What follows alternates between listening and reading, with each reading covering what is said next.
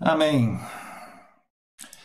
Quero agradecer ao Vitor por ter feito o vídeo para nós, ficou muito bom. E, bom, queridos, nós estamos nessa série de mensagens, então, sobre reconstrução. Esse é o nosso tema. Pensando nessa época onde estamos retomando aos poucos as nossas atividades, né? Essa pandemia, essa quarentena, esse isolamento mudou a nossa história, mudou a nossa dinâmica, mudou a nossa vida, bagunçou todas as coisas. E agora nós estamos aos poucos retomando, refazendo, voltando. Então a ideia da reconstrução é isso, é construir novamente, é voltar à atividade. E então nós falamos na semana passada sobre cooperação, no sentido de que nós precisamos de ajuda, nós precisamos nos unir como família propriamente dita, a família da fé. Nós precisamos nos unir como amigos, como colegas, como irmãos, como conterrâneos, como cidadãos. Nós não conseguimos fazer nada sozinho. Precisamos uns dos outros. Precisamos de Deus acima de tudo, claro, mas precisamos uns dos outros. Então,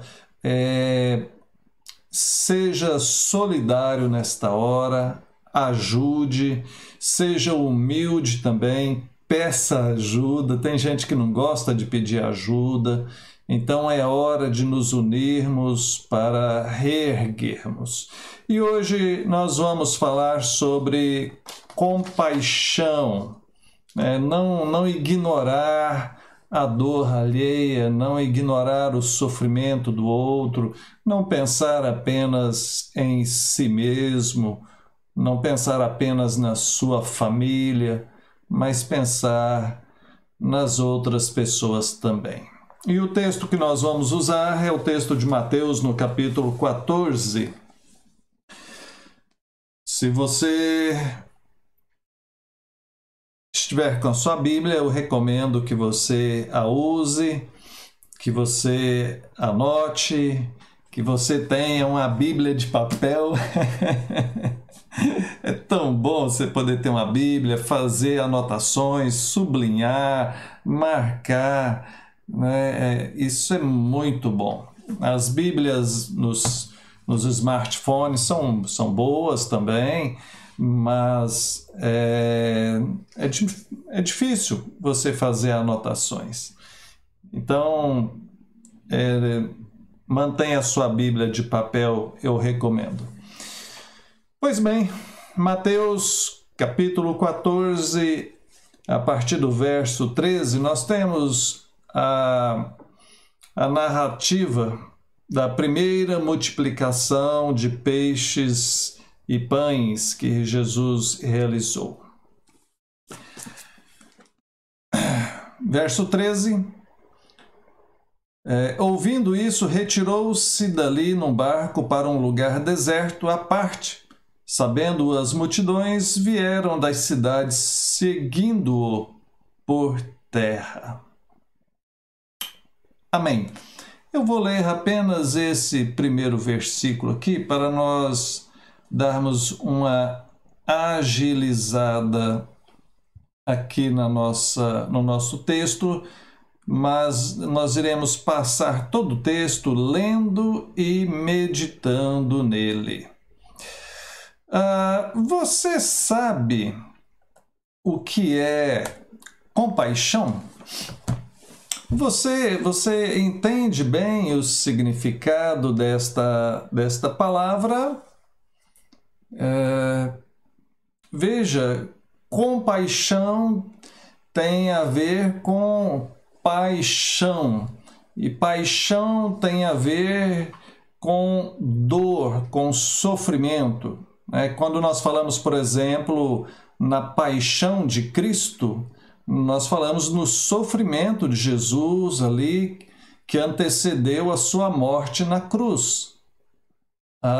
Então, quando nós falamos de compaixão, nós falamos de envolvimento com o sofrimento do outro, das outras pessoas. Então, ter compaixão é sentir a dor do próximo, é se compadecer. E nós, às vezes, nós vamos ficando meio insensíveis com a dor alheia. Nós vamos ficando, assim, de certa forma, meio que vacinados contra isso, porque, sejamos francos, é muito sofrimento no mundo. Se toda hora que a gente vê alguém sofrendo, a gente for parar tudo, para tudo, porque tem uma pessoa sofrendo ali, né? Vamos lá chorar junto com ela, eu acho que a vida não seguiria também. Porque, como eu disse, é muita gente sofrendo, né? Você consegue contar aí rapidinho quantas pessoas você sabe que estão doentes? Quantas pessoas que estão passando dificuldade financeira? Quantas pessoas que estão com problema no casamento, problema com filhos, problemas no trabalho? Quantas pessoas... Enfim, muitas pessoas sofrendo. Então, é claro que eu não estou aqui defendendo uma utopia, no sentido assim, olha, vamos resolver o problema do mundo e toda vez que você vê alguém sofrendo, você tem que parar tudo para ir lá ajudar. Não é isso. Isso seria realmente algo impossível de ser feito, impraticável. Eu estou defendendo aquilo que a Bíblia defende, que nós devemos amar a Deus sobre todas as coisas e amar ao próximo como a nós mesmos. Isso é bíblico. Nós devemos amar ao próximo, e amar ao próximo tem a ver com compaixão, tem a ver com se envolver com ele, tem a ver com se preocupar, com se doar. Então, nós somos chamados por Deus, e se você ajudar uma pessoa que seja, você já está fazendo algo. O problema, como eu disse no início, é que nós vamos ficando meio insensíveis com isso e passamos a não ajudar ninguém. E aí, sim, aí está errado. Pois bem, então entrando no nosso texto aqui, verso 13... Jesus, ouvindo isso, retirou-se dali. Ouvindo o quê? O que Jesus ouviu? Observe aí na sua Bíblia. O que é que Jesus ouviu que fez com que ele chegasse até sair dali de onde ele estava? Não quero ficar aqui mais, deixa eu sair daqui. Ele ouviu algo que o perturbou, algo que o incomodou bastante. Jesus está tendo ali um dia difícil.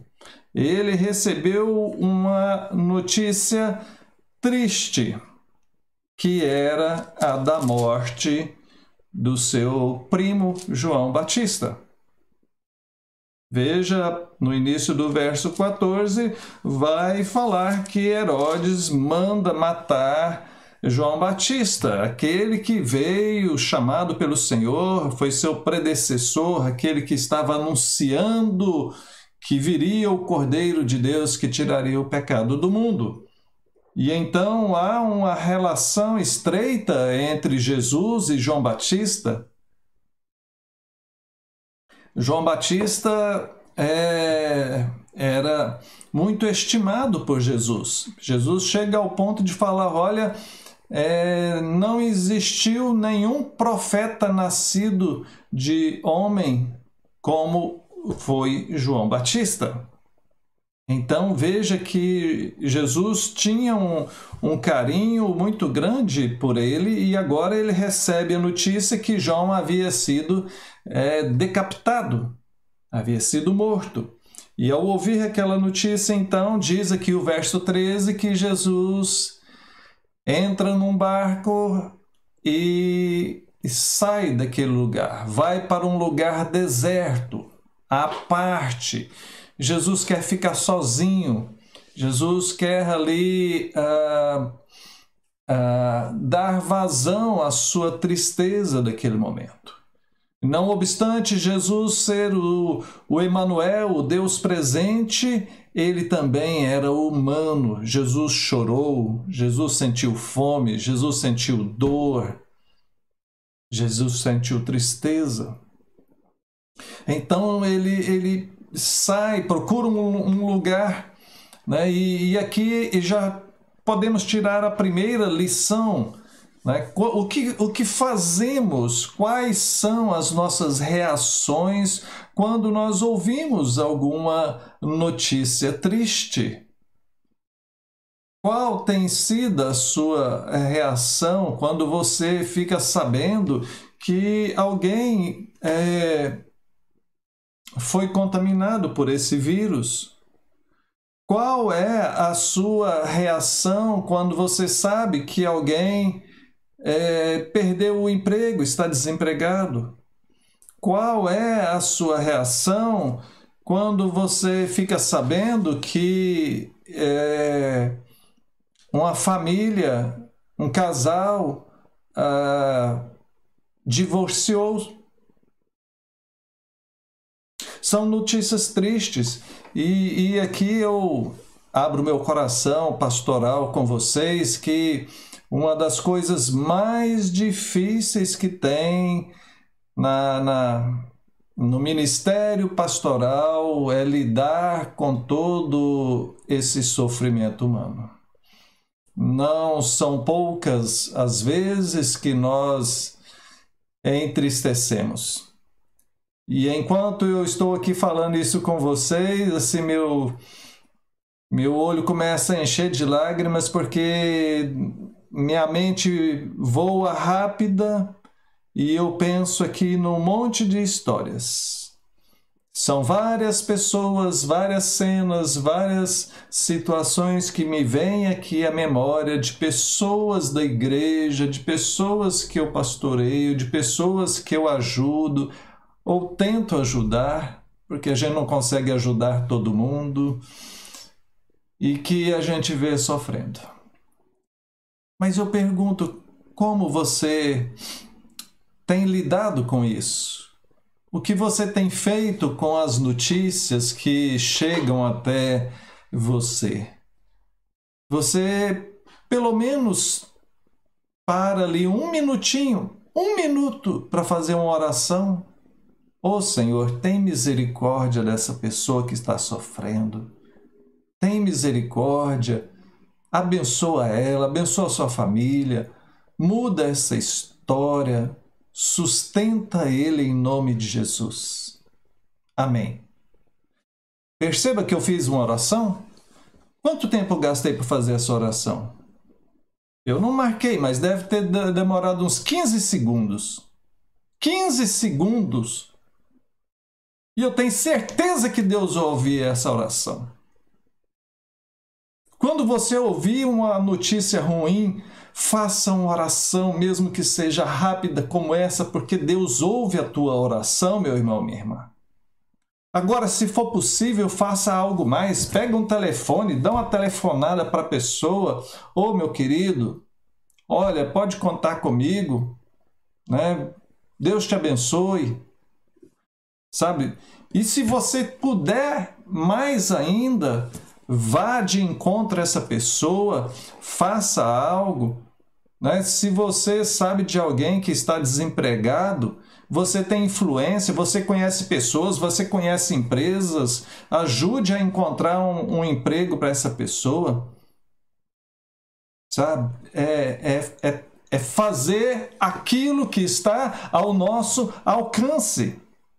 E aqui, veja, lá no início eu falei, nós não temos como ajudar todo mundo, isso é impraticável.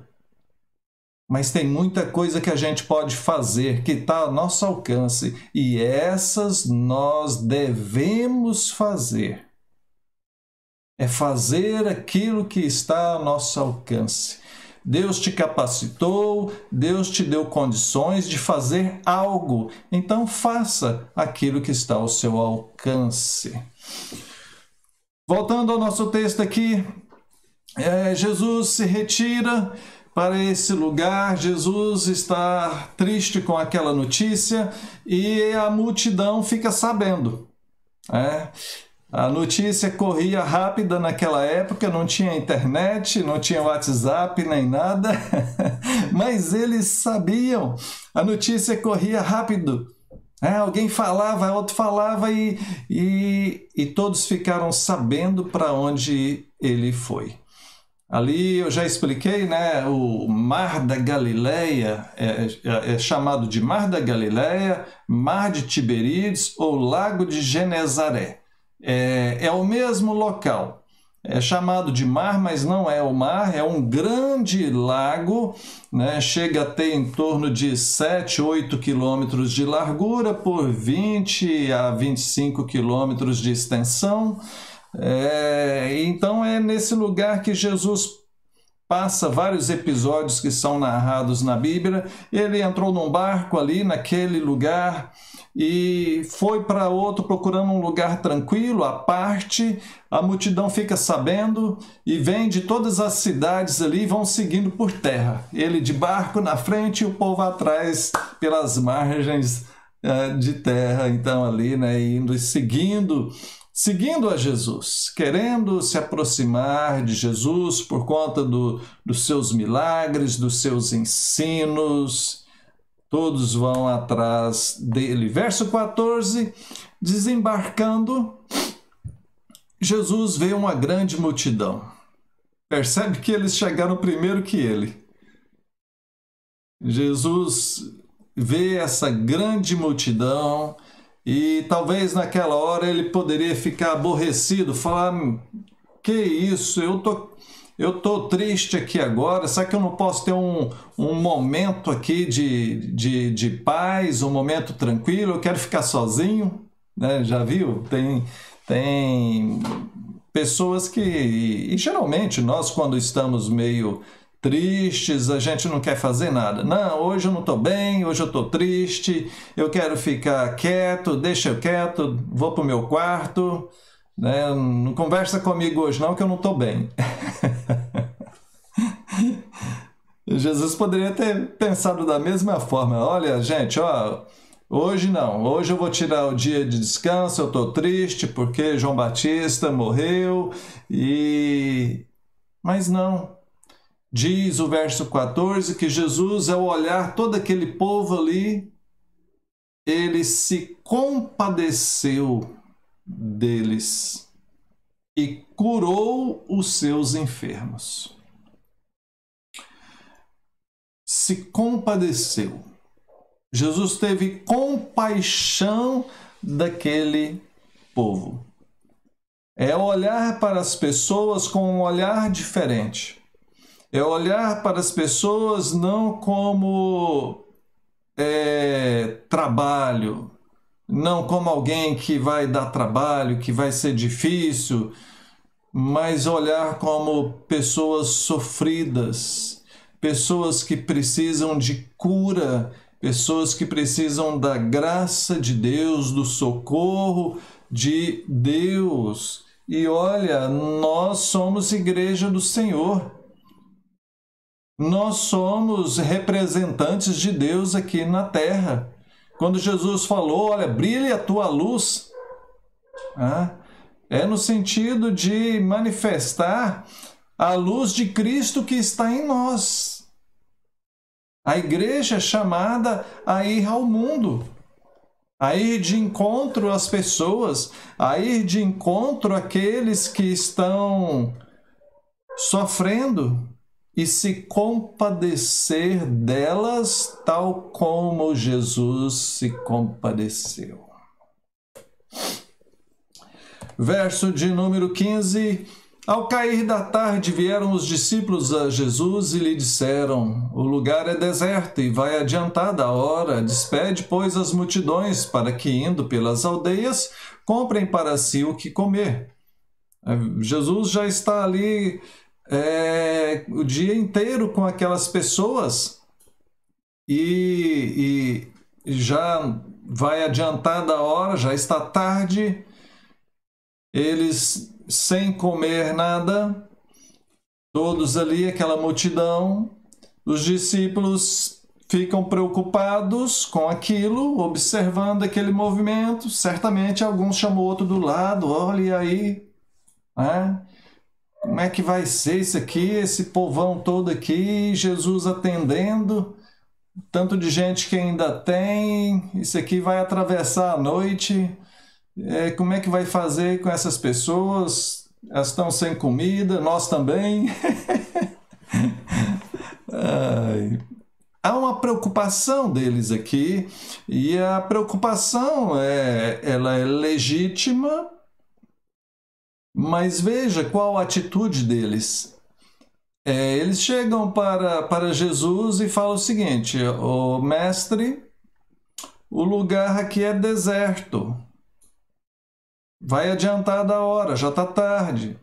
Então, despede essas multidões para que elas vão pelas aldeias aí afora comprar alguma coisa para eles comerem." A solução que eles acharam foi o seguinte: olha, Jesus tem que parar isso aqui, nós temos que dar uma parada nisso aqui, né? E esse povo tem que ir embora procurar comida para eles. Tem aldeias aqui ao redor e eles vão, cada um para sua aldeia aí, procurar comida. Foi a solução que eles perceberam ali. E aí a resposta de Jesus é bem confrontadora, não? Verso 16, Jesus, porém, lhes disse: não precisam retirar-se, dai-lhes vós mesmos de comer. Eles não precisam ir embora, não vamos despedir eles não. Vocês mesmos, vocês podem dar comida para eles.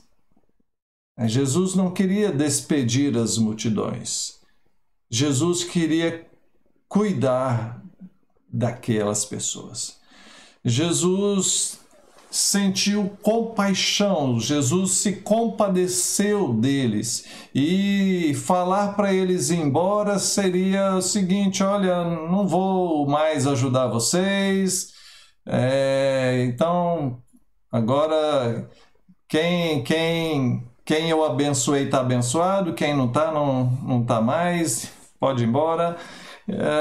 Jesus não quer isso.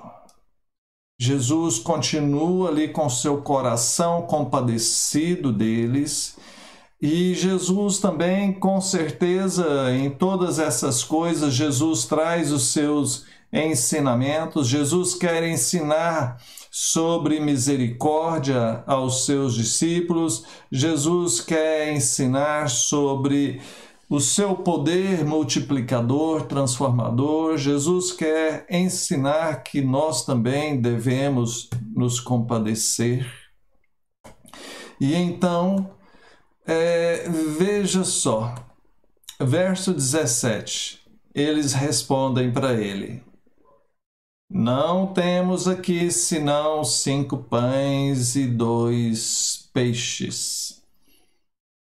Ou seja, mestre, e aí nos textos paralelos que vão mostrando nos outros evangelhos, né, a gente tem alguns detalhes a mais, mas a verdade é que eles falaram assim: é impossível, nós não temos aqui comida suficiente para dar para esse povo. O Senhor está falando para nós darmos comida para eles, mas nós só temos aqui 5 pães e 2 peixes.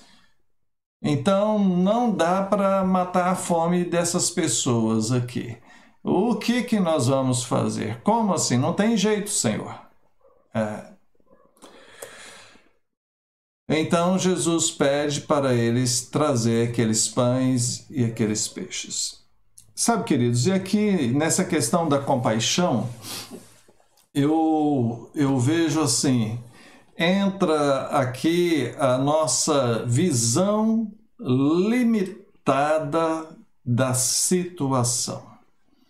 Claro, numa perspectiva racional, eles só tinham aquilo mesmo. Como que eles poderiam fazer? 5 pães e 2 peixes, dá para matar a fome de poucas pessoas.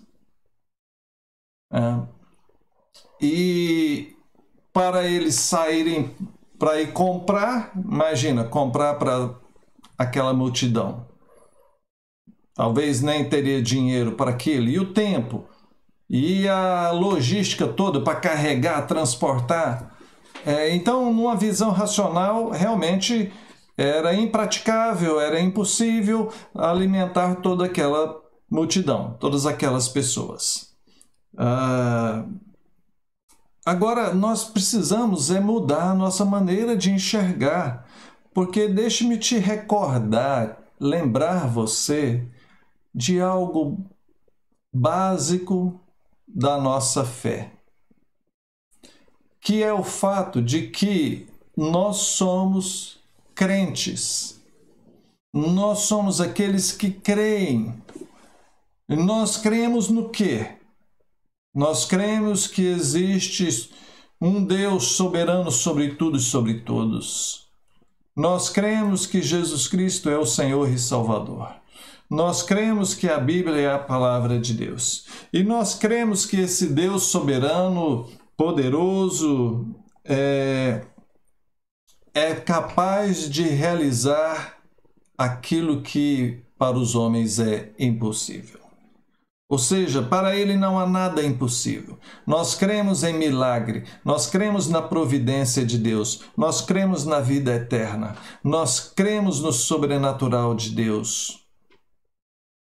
E essa crença, esse entendimento deve estar presente na nossa vida com relação às coisas ordinárias, com relação às coisas do dia a dia. Deus é capaz de multiplicar pão e peixe? Sim. Deus é capaz de curar uma enfermidade? Sim. Deus é capaz de sustentar alguém que está passando dificuldade financeira? Sim. Deus é capaz de restaurar um casamento à beira do divórcio? Sim. Deus é capaz de libertar uma pessoa de um vício, da droga, do álcool? Sim. Deus é capaz de qualquer coisa, porque Ele é Deus Todo-Poderoso. Nós cremos nisso. E às vezes nos esquecemos e começamos a ser muito pragmático, muito racional. Não, mas para aí, não dá certo esse negócio não. Começamos a fazer uma análise meramente humana das possibilidades. Tiramos Deus fora da equação. E isso está errado. Jesus pede para aqueles discípulos trazer ali o que eles têm. Traz aí o que vocês têm, esses pães e esses peixes. Verso 19, tendo mandado que a multidão se assentasse sobre a relva, tomando os 5 pães e os 2 peixes, erguendo os olhos ao céu, os abençoou. Depois, tendo partido os pães, deu-os aos discípulos e estes às multidões. Queridos, tem muita coisa para ser dito aqui em cima disso. Aqui, né, é muito profundo o que está aqui. Ele manda que eles se assentem numa atitude de calma, de submissão, de também expectativa, porque algo viria até eles. Jesus pega aquilo que é trazido e isso também traz a perspectiva de que Deus trabalha em cima do que nós temos.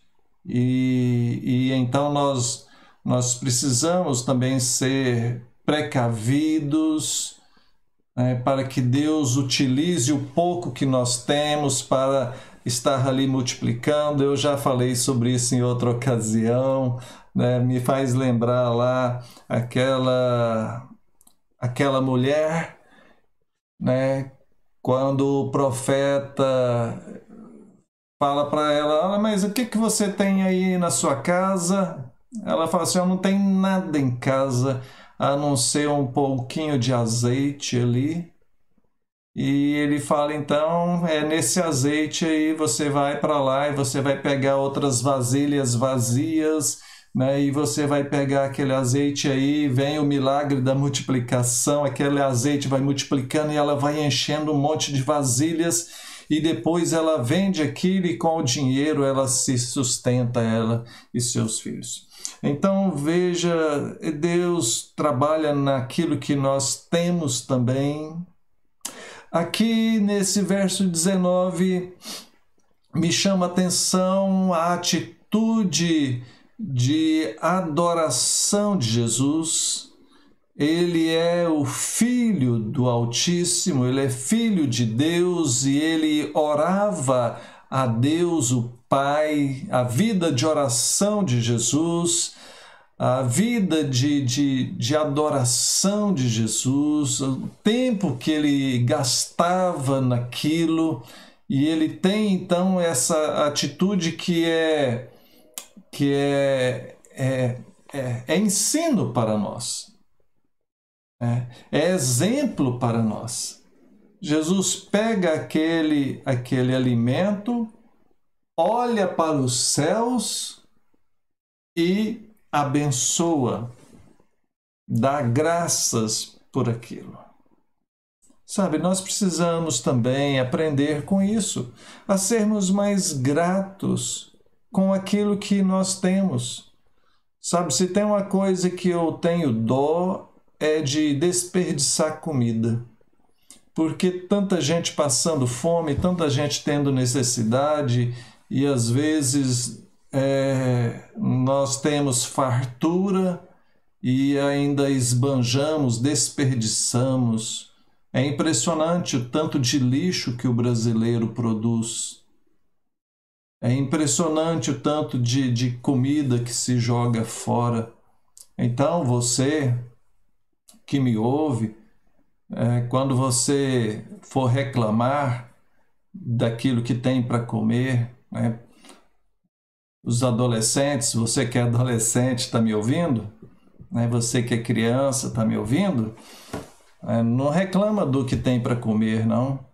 Tem muita gente que gostaria muito de ter o que você tem, mas não tem nada, ou pouca coisa. Então Jesus agradece ali, ele tem um momento de louvor ao Senhor.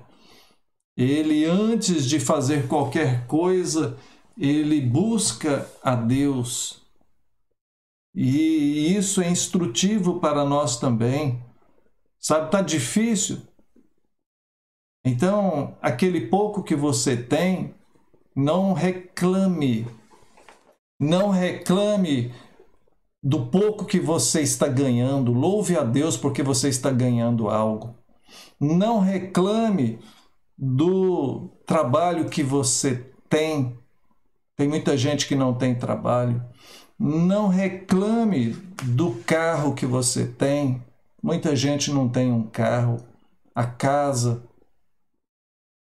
e assim vai.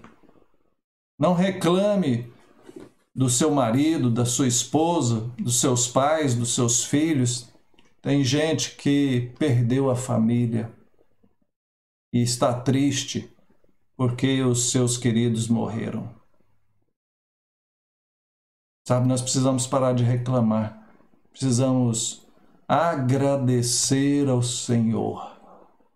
Sabe, precisamos reconstruir o significado das nossas famílias, da nossa fé, da nossa dedicação a Deus e ao próximo. Voltando aqui ao verso 19, erguendo os olhos aos céus, abençoou, depois tendo partido os pães, né? E aqui traz uma referência à questão da ceia e a questão dessa comunhão, do partir do pão, do repartir, do dar a parte ao próximo, não ficar tudo para si, mas de dar um pouco ao próximo. Ele parte o pão, dá aos discípulos, e os discípulos fazem o mesmo, saem repartindo aquilo e entregando para as pessoas. Jesus ensinou os discípulos repetiram aquilo entre a multidão. E se você pensar na história do Evangelho, em tudo que Jesus nos deu, em tudo que Ele repartiu conosco, em tudo que Ele repassou a nós, nós também somos chamados como igreja a passar adiante. Verso 20 e 21, todos comeram e se fartaram, e dos pedaços que sobejaram, recolheram ainda 12 cestos cheios, e os que comeram foram cerca de 5.000 homens, além de mulheres e crianças. Todos comeram, se fartaram, ou seja, comeram bastante, comeram até encher bem, se sentirem fartos, satisfeitos. Sobrou muita coisa. Recolheram as sobras ali, 12 cestos cheios. E aí tem gente que tira toda uma ilustração e faz uma alegoria aqui dos 12 cestos cheios das sobras. E eu não gosto de alegoria, então só mostra o texto aqui de concreto, que comeram com fartura e ainda sobrou coisa. E eles não desperdiçaram, não jogaram fora, recolheram, foram aqui cautelosos, previdentes, no sentido de que, olha, vamos guardar isso daqui, porque depois a gente pode usar. É isso que o texto mostra. Qualquer coisa além disso aqui é alegoria. Verso 21, todos comeram, foram cerca de 5.000 homens, além de mulheres e crianças. Naquela época, na cultura judaica daquela época, mulheres e crianças não eram contadas no censo. O censo trazia por cabeças de família, os homens no caso. Então, se nós formos pensar aqui, quantas pessoas tinham lá? Bom, 5.000 homens. As mulheres não eram geralmente na mesma quantidade, porque fazer tudo aquilo, veja que eles fizeram um trajeto grande. Eles estavam num lugar, Jesus entrou no barco, foi para outro, eles foram margeando ali atrás, estavam ali já um bom tempo, com fome, já passou a hora. Então, não eram todas as mulheres que poderiam fazer isso. Às vezes tinham mulheres com crianças pequenas, às vezes tinham mulheres grávidas, então sempre a quantidade de homens era maior. Mas vamos fazer um chute aqui. 5.000 homens, talvez ali umas 3.000 mulheres, 2.500 mulheres e crianças, né? A criançada ia longe. Criançada, você sabe, né? Criança de certa idade, eles andam bastante, né? Então, que tanto de criança que tinham? Umas 2.000, 3.000 crianças? Sei lá. Mas eu estimo que aqui nós temos mais de 10.000 pessoas. Então, 10.000 pessoas, vamos deixar esse número? Não importa se foi 5, 8, 10, 12, 15 mil. Então, vamos pensar em 10.000 pessoas. 5 pães, 2 peixes, alimentaram 10.000 pessoas, até eles não conseguirem mais, e ainda sobrou comida ali que deu para encher 12 cestos. Isso é um milagre ou não é?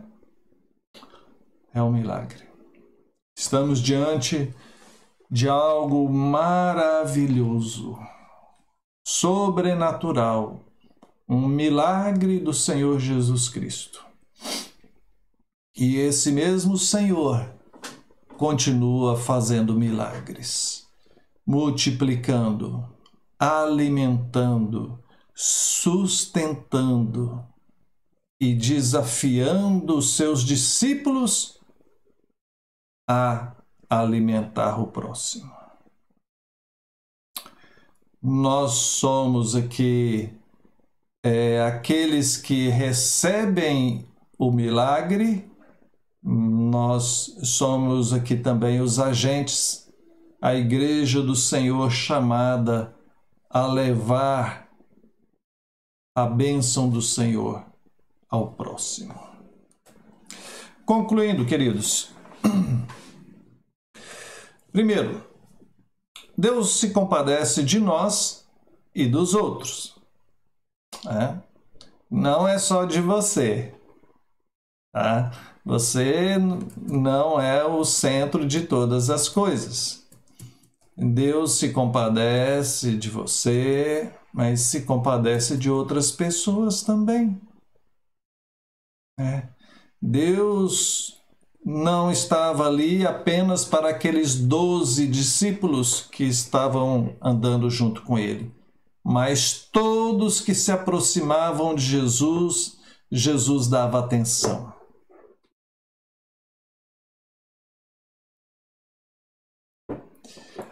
A igreja, ela é agente de Deus nesse mundo.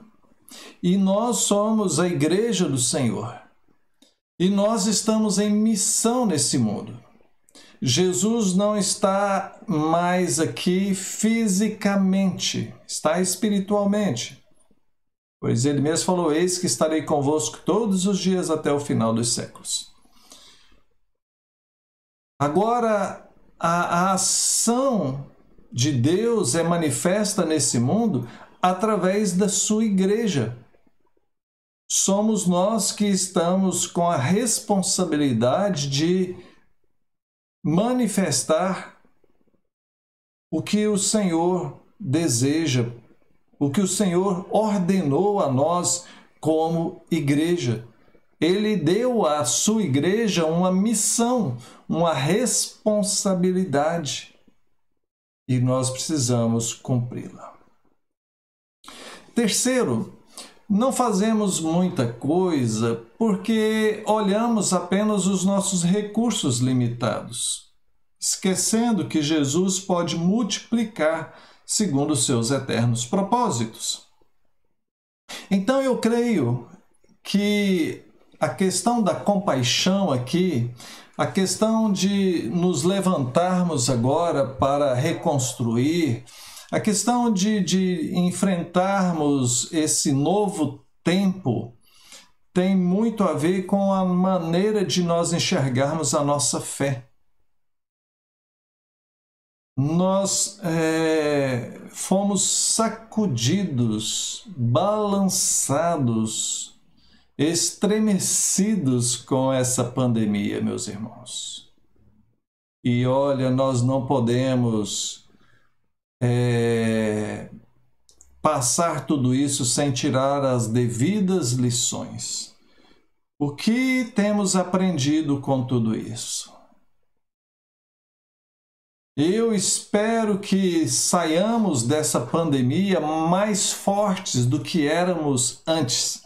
Eu espero que nós, como igreja, sejamos mais ativos, mais amorosos, mais fiéis a Deus e à nossa missão. Eu espero que nós realmente sejamos abençoados e fortalecidos com tudo isso. Eu espero realmente. Então, lembre-se do grande poder do Senhor sobre a sua igreja. Compaixão é fazer algo para ajudar. Então, não pense apenas em você. Cooperação e compaixão. pensar no próximo, cooperar, se envolver.